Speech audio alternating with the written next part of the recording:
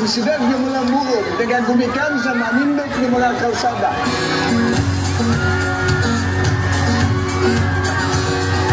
Gawa sa mga serbisyo na ato nang gipahigayon para kanato mga upunganon, ang dalan nga ato nang giandam para sa nindot nga kaugmaon, ato nang nakagamtaman.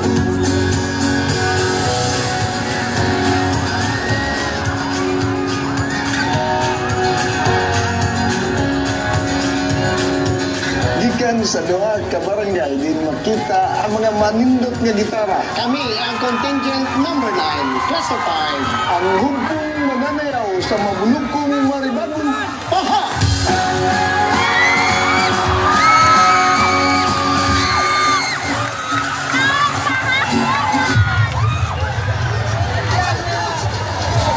Contingent number 9, hugpong mananayaw sa mabulukong maribagong paha. Ang adlaw sa kadaugan. Ma, pa, dugay, nakaayo po ng andoy na matanang anang kadaugan sa Mactan. Pasensya kayo na. Nasauna, wala yung ka namang masuwi sa kadaugan. Kaya saon na, hinay man kayo mong pangita tungod sa problema sa kalsada o baha.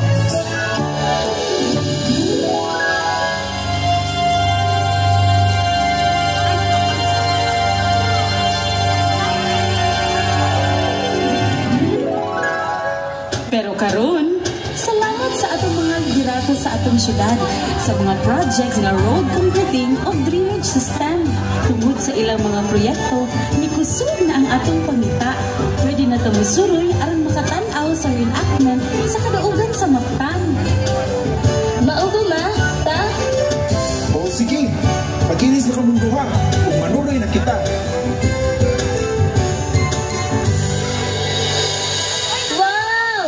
Maudin niya ang Mactan Shrine? Nindot ta, uy!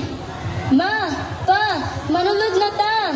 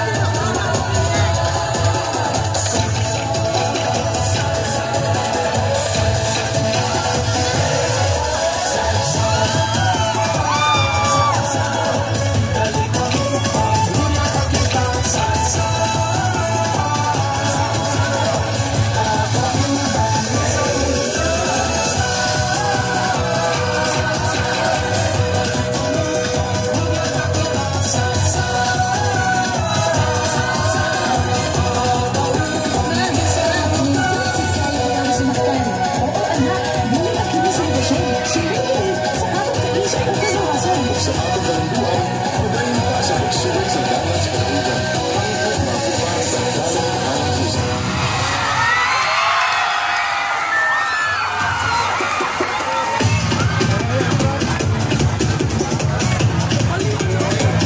Daghang salamat, contingent number 9. Hugpong mananayaw sa Mapulupong Maribago Paha. They would like to say thank you